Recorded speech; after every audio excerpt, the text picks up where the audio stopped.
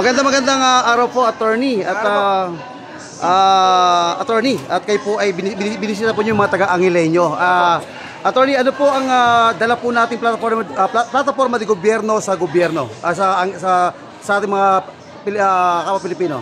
Alam nyo po, kami po ni Senator Bongo dati pa nagkakaisa na ang number one problem talaga natin, number 1 and 2 is really corruption and bad health policies, no? Yung health system. Sa corruption po, sa totoo, ang solusyon lang dyan is to elect good leaders.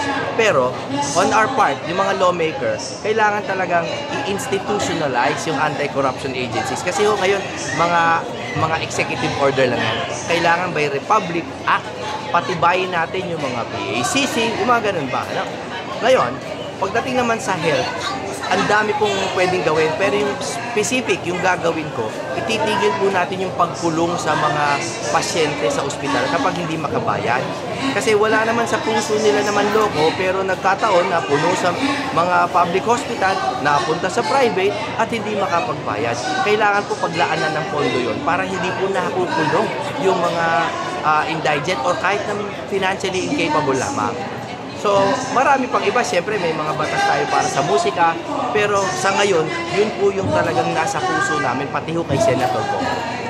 Sir, isang tanong lang po, sir, para po. Sir, aside po doon, sir, kasi the last time I saw you in Liwasang Bonifacio, di ba? Pero wala kayong planong wala kayong planong tumakbo.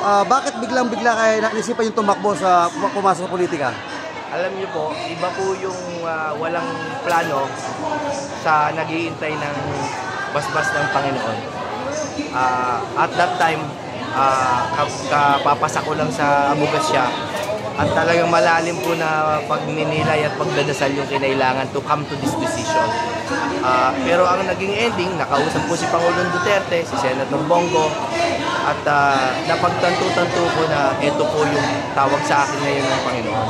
So hindi ko alam kung ang tawag sa akin ay manalo o basta tumakbo lamang para makapagparating ng mensahe sa inyo.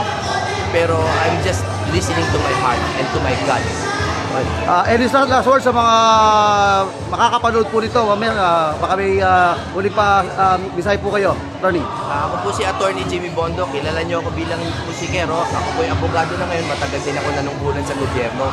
Hindi po ako humihingi ng boto. Never po ginagawa yan. Ako po ay humihingi ng panahon.